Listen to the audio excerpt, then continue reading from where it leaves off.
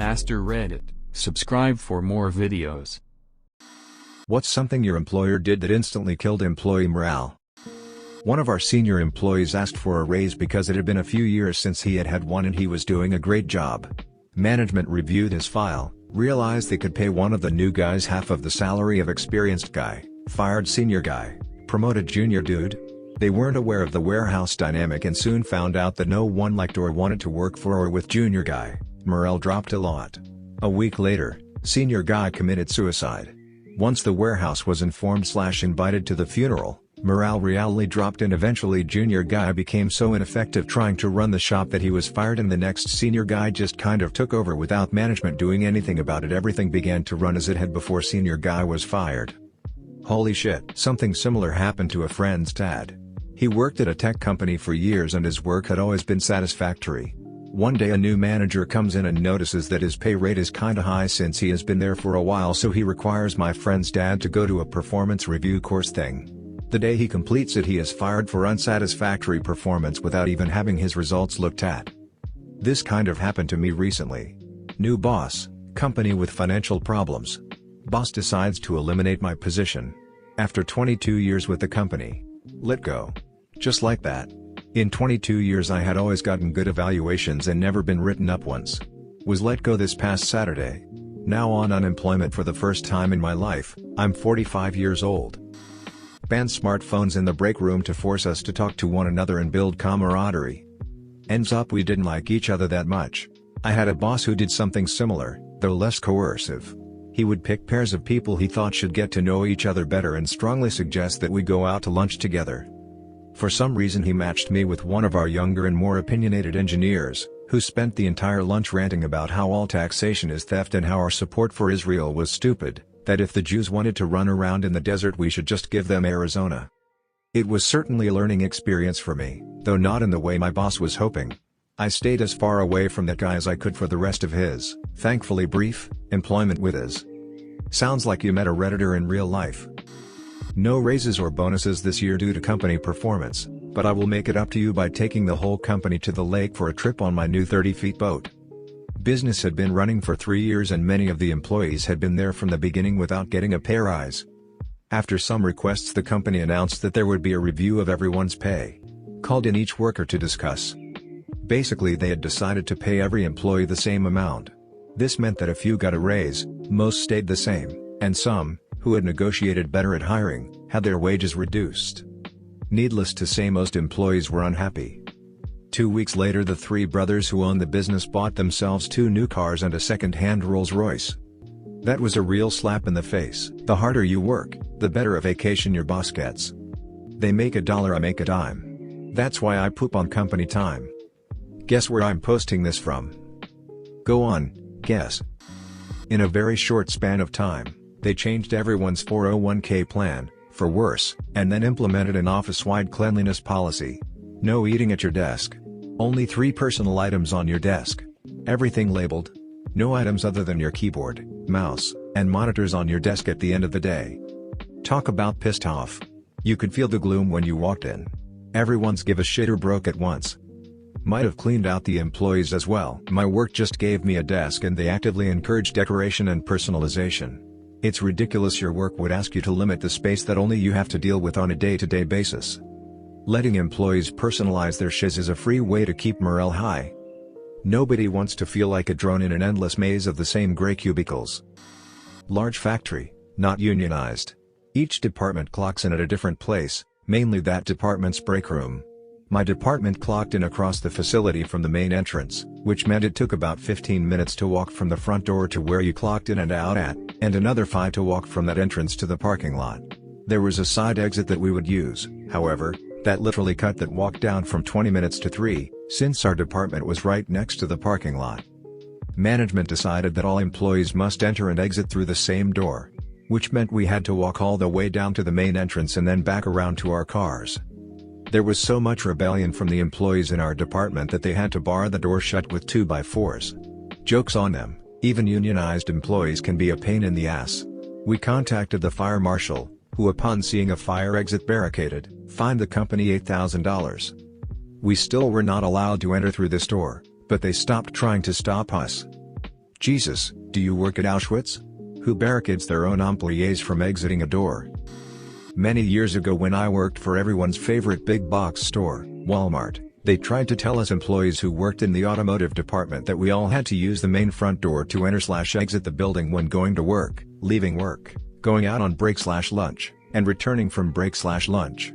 The reason this was met with heavy opposition was because our department had a public door leading out into the automotive parking lot where we were all allowed to park, a certain distance away of course, in order to leave the closer spots for customers, which is fine.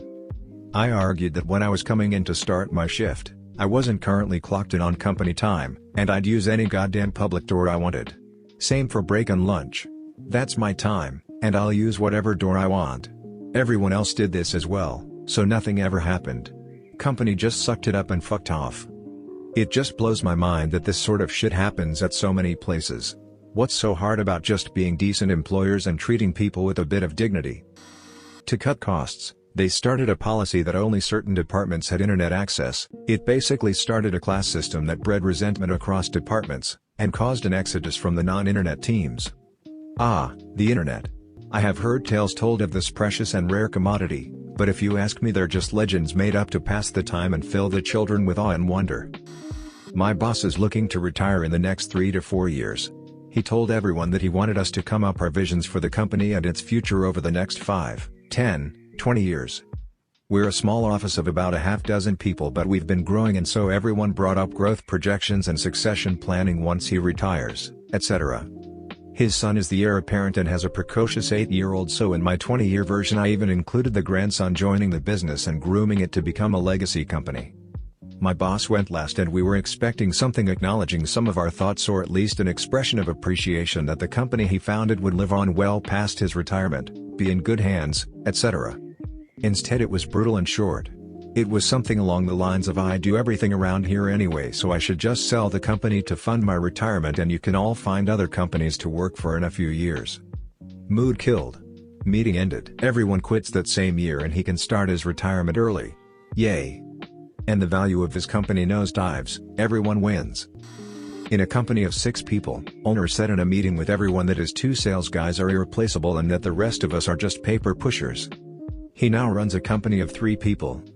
Sales guys put maybe 20 minutes into one deal, then operations puts days into logistics, payment, paperwork, claims, etc. We also just purchased an office building for $1 million plus, so if we leave and sales can sell, this place will most definitely end up deep in bankruptcy. I'd hate to see that happen, but it's not the first time we've been informed that we're scum and just suck up company money while the sales guys are the ones making the profits. Try working in IT. That attitude is just the standard state of being. It's a job where if you work absolutely perfectly, you're totally invisible and only appear on the radar when something fucks up. Just a few weeks ago we did a major office move. My department worked back-to-back 12 to 18-hour days to get everything moved over, which we managed with less half a day's downtime, and we were moving the company's main data center. By the end of the final weekend, after carrying 30+ servers, plus cabs, up 4 stories, recabling 200+ desks and literally moving trucks worth of gear, I got home and my legs just wouldn't work anymore. I still have the blisters on my feet from walking about 30 miles in 2 days, and I was still at my desk at 7 a.m. the next day to run around the office fixing teething issues. Then, a few days ago, the country chief got the whole office together to thank everyone for their hard work. He had a stack of envelopes with thank you card £50 vouchers in them. Everyone who volunteered to help with the move got one, including the people who volunteered to have an early snoop around the new office, spent 30 minutes on site and did precisely fuck all. You know who didn't get a mention, or an envelope? Anyone in IT. The people who were there working unpaid overtime until 2 a.m. for weeks. We were once in the middle of a very stressful period of work, and everyone was feeling it. However, one afternoon, an offhand comment turned into a conversation that we all got involved with and led to a few laughs. My manager, returning from a meeting, piped up, "Oh, we've finished tomorrow's work, have we? What's all this about? Insert subject matter."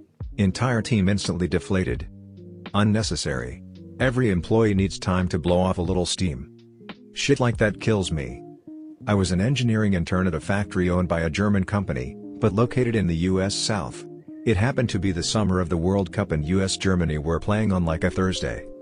The factory had engineers, fabricators, and line workers, The engineers worked on long-term timelines, but the fabricators and the line workers had weekly quotas. In general, the line outperformed quota, they were based on orders and the line could outpace the orders if needed. So normally the line reached the weekly quota by sometime late Thursday or early Friday. The engineering interns brought up that we wanted to watch part of the game during our lunch break on the big projector in one of the conference rooms. The HR guy in charge of scheduling the room ran with the idea and ordered pizza for the entire factory to sit and watch the game. Thursday comes and the line is on pace to finish quota that afternoon, so had Friday to work extra/cut off early. The whole factory staff shows up to watch the game, eat food, and relax for a bit. Morale is high as a bunch of East Tennessee folk are hooting and hollering over a soccer match of all things. Out of nowhere the plant manager strolls by and says, "I thought we were here to work." Room was empty in about 100 seconds. The interns were all pissed and hid in the warehouse watching the second half on one of our phones. Fuck that guy. Edit, it's not VW, BMW, or Mercedes. Some people have gotten close though.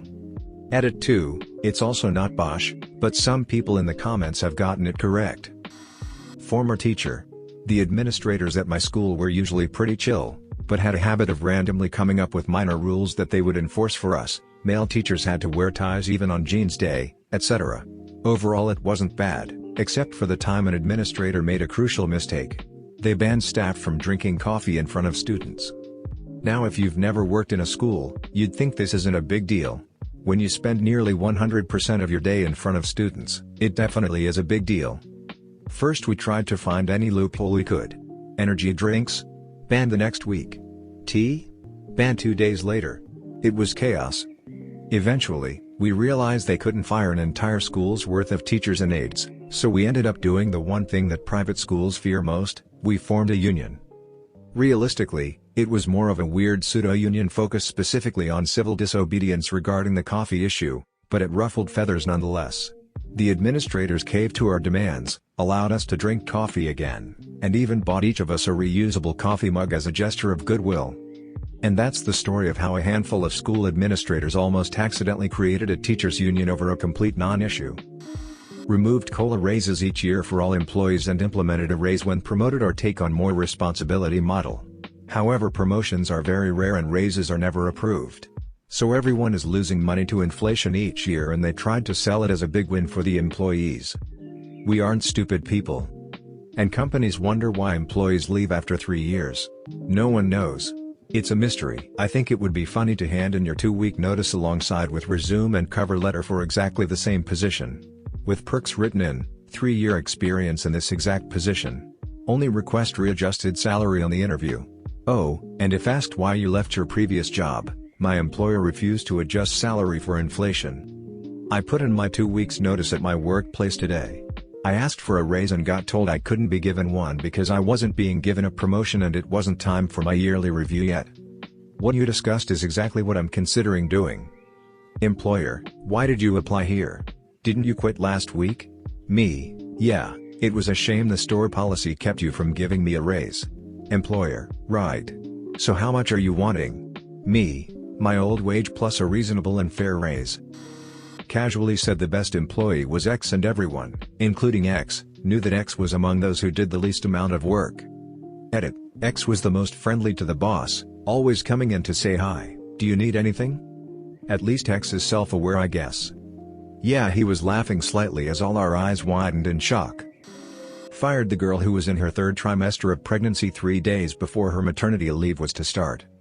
My wife was let go after she announced her pregnancy to her manager, and approximately when she would need maternity leave. She was told that they'd rather replace her than deal with a pregnant employee and all that goes with that. A well-worded letter from our attorney got her 1 year's severance, and 2 years medical coverage for her and the baby. Held a super positive, pep rally-style company-wide meeting about how they were going to start combining our sick days with our vacation days and now just call them PTO. This was presented to us as a great thing, since we could all now use our PTO days fully as vacation days if we wanted to. Once the system was implemented, everyone realized that instead of getting 10 vacation days and 10 sick days per year, we now all had 15 PTO days. Everyone was pissed. Edit. I just want to say that anyone bragging in the replies about how this wouldn't affect them because they don't use their sick days has ducked up priorities. Welcome to the new norm. My wife's company does this and it's ducking awful. My company does this and I hate it. Trying to save up PTO for my honeymoon, but I've been sick just twice, and since they won't let me take a non-paid day, I now don't have enough PTO. Head of department realized that we weren't about to meet our targets for the financial year. Completely banned annual leave for 3 months, forced anyone who didn't fill in their timesheet on time to attend disciplinary meeting, despite problems with the system, meaning that some didn't get filled in, and generally had lower management terrified, causing a massive blame culture and several people to be signed off with mental health issues. In the end, the employee survey which went to his bosses was hilariously bad, and he's now somewhere else making some other people's lives a misery. The best part was when his replacement came in and fired his right-hand man, who was also a dick. All companies need employee surveys for this reason. Even if corporate doesn't read it, it's great fun to watch managers kiss ass for a week knowing their review is approaching. My company had an anonymous employee survey this past year, and when the results, which reflected negatively on the GM/manager, were revealed, everyone had to sit through a 4-hour meeting where, line by line, our GM asked, why do 50% of you feel this way or 60% of you not like this? No one really spoke up. It was supposed to be anonymous, so we just got told how if we felt that way, this is why our feelings were wrong. By the end of the 4 hours, most of us were like, was that supposed to deter us from rating negatively next year? So we don't have to sit through a 4-hour meeting about how we're not right and feeling the way we did. This is ducking poor self-reflection and poor management skills. Turns out that cutthroat assholes who stab their way to the top aren't exactly the best leaders. It was a 1-2 punch. The company-wide meeting announced the promotion of several high-level management and executives, mostly title and responsibility changes. Lots of smiles and handshakes, not unlike a college graduation ceremony. After these promotion announcements, they declared that due to the stagnant economy and poor sales, the entire company would be experiencing a pay freeze as a result. So, no raises for anyone. They then concluded the meeting by discontinuing casual Fridays. So, no more jeans on Friday. It almost felt like it was designed to make people want to quit and leave. It worked though. I and many others moved on to greener pastures within the year. Edit. To answer some of the questions posed, but without sharing too much personal information, this was a mid-sized manufacturing firm in the US around 2010. I moved on to what was the most lucrative job I have ever had as a result of this, so I don't hold any resentment. I just remember it utterly destroyed employee morale that day. If it was the ownership/management's plan to get people to quit, it was pretty stupid, as only the mobile and capable talent moved on, while those incapable of finding another job, or the lifers, who would probably stay on even if the company announced they planned to cut the oxygen supply to the building by 50% to save money, stayed on through it. I can understand the need for promotion to fill positions from vacancies, etc. I can understand the need to have a pay freeze. Beats layoffs, right? But doing the prior two right after each other and then saying, yeah, and no more casual Fridays just seemed really vindictive and malicious. If anything, they should have softened the blow of the pay freeze by saying casual Friday is now every day, and people would have left the meeting at least neutral if not slightly hopeful. That's probably what they wanted. Yep. Can't claim unemployment if you quit. That's why you just disregard the no casual Fridays anymore policy until they fire you. Call their bluff. I think my job would be a lot more fun if I was actively trying to get fired. They banned phones, electronics, puzzles, books, etc. from being used at your desk. I work at a call center. We were expected to just sit and wait for the next call to come in distraction-free, even if it was a super slow day. They banned phones at my work, contact center, and any device with a camera, as I work in government with public info. I now set up a Nintendo Switch and rock Mario Kart or Zelda between calls, as there is no camera, no way to connect to a browser, and no voice recording. I'd call it a bit of malicious compliance in a way. Told a bunch of people they were going to be promoted to get us to do extra work. No one got promoted. I basically did her job for a month. Me and 3 of my coworkers quit and she got fired a few months later. My job has been doing that to people, including me. They pass people over for promotions, then say, but if you do all this extra stuff it'll look good for the next one. Meanwhile, managers promote their friends basically. Had a boss everyone loved, then she got transferred to another store and the new guy that replaced her decided the schedule that we'd all gotten used to needed to be shaken up. He posted the next week's schedule that was completely different than it had been under the previous manager, got a bunch of complaints from people saying they can't work X days or Y times, and it seemed he was receptive since he took that schedule down. Then suddenly bam! He just reposted the same exact schedule and said fuck everyone. Oh, we had some people calling in sick from time to time under the old manager, but this new manager has pretty much half his crew every single day calling out because of his shitty tactics. Here's the first thing to learn about being a good manager: you don't need to shake things up for people to be better workers. You don't need to put your mark on anything if it's working just fine the way it was. A grocery store I worked at for just about 4 weeks or so in 2000 did that.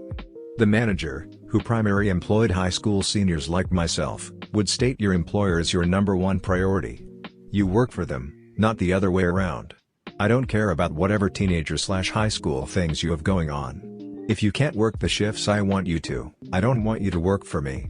Only job I straight up walked out on after he told me I couldn't get off for my own graduation. That's the best. I love it when employers try to be shitty to high school students. They never realize that high school students don't need them at all.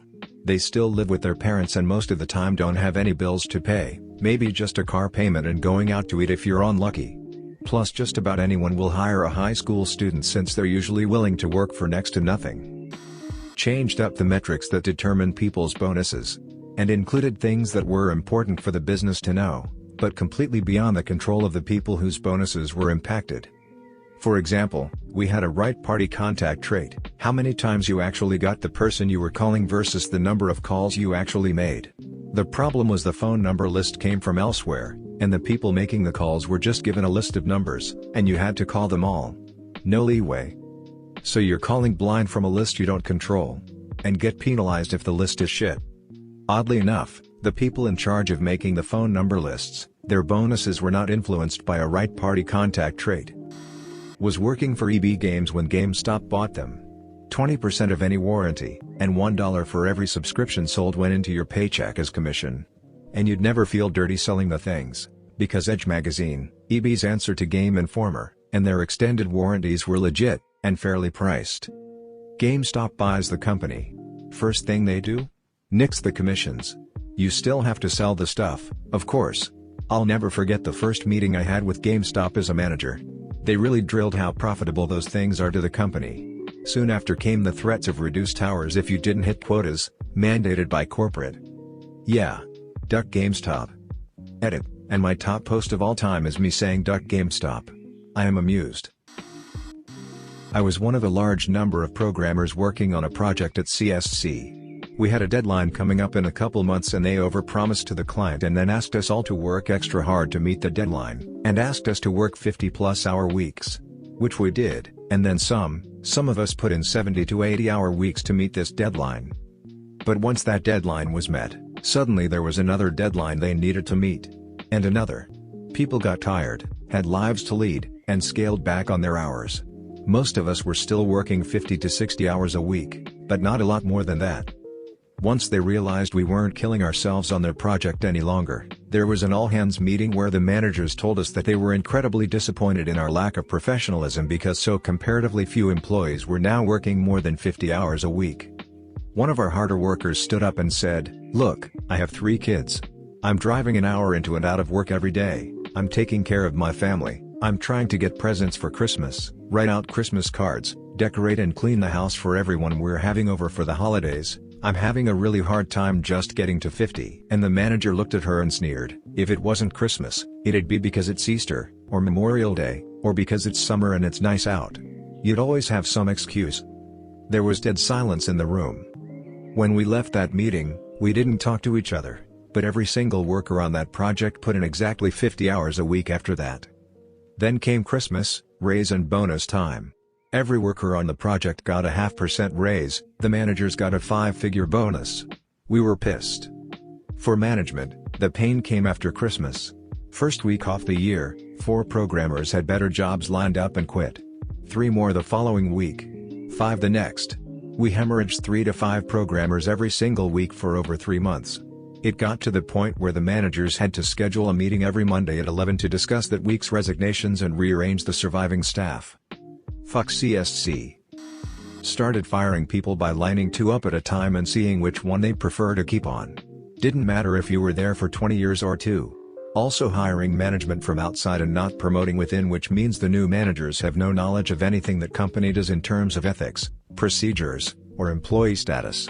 It has turned this clique-type environment into every person for themselves. Very toxic. Thanos, the day manager. They got rid of their night cleaning crew the week after I started, and we had to learn how to clean the whole department on our own before close. I work in a meat department, so this meant taking apart and cleaning 2 meat grinders and a bandsaw that were covered with meat goop. Almost the whole department quit because of this, but I stuck around and got the hang of it. After about 3 months though, they hired the cleaning crew back. Now closing is a breeze. Edit. Yes, I'm aware most meat departments don't have a cleaning crew. Duckman, I worked in a butcher shop in college, and cleaning those meat grinders is no joke. The grinder itself is a 2 feet long corkscrew that has to weigh 25 pounds, and it's razor sharp and covered in soapy water and beef tallow. Me personally, I'm a security guard at a library. My boss said she wanted me moving around a lot, which is cool. I would get up every 15 minutes, patrol the entire building, then sit back down for another 15 minutes. It's not the busiest place, so it seems to work out fine, especially since my coworkers always know how to get a hold of me. However, apparently a coworker told my supervisor I was slacking off, and this coworker's known for micromanaging people she has no control over, and wasn't doing my job properly. But instead of talking to me about it, my boss just says, "Oh, I meant constantly. Constantly walking, 4 to 8 hours straight, no sitting down at all. Also, we fired the only other security guard, so you gotta take his shifts too. So other than a legally obliged 15-minute break, I'm supposed to be hiking all day long and assert my presence to the dozen or so patrons we have. I'm turning in my 2-week notice on Wednesday, and in the meantime I just take very long bathroom breaks. Firing half the staff for no reason other than to clean house when new management caused the other half to leave as well. You wouldn't think it possible for a hotel to go out of business in less than 2 months, but lo and behold it did just that. Edit. Holy shit, my highest rated comment by far, and all in less than 4 hours? Damn, I wish karma was tangible, ha ha ha. Edit 2. People are asking for more details, so I'm pasting this comment to a user I replied to further down.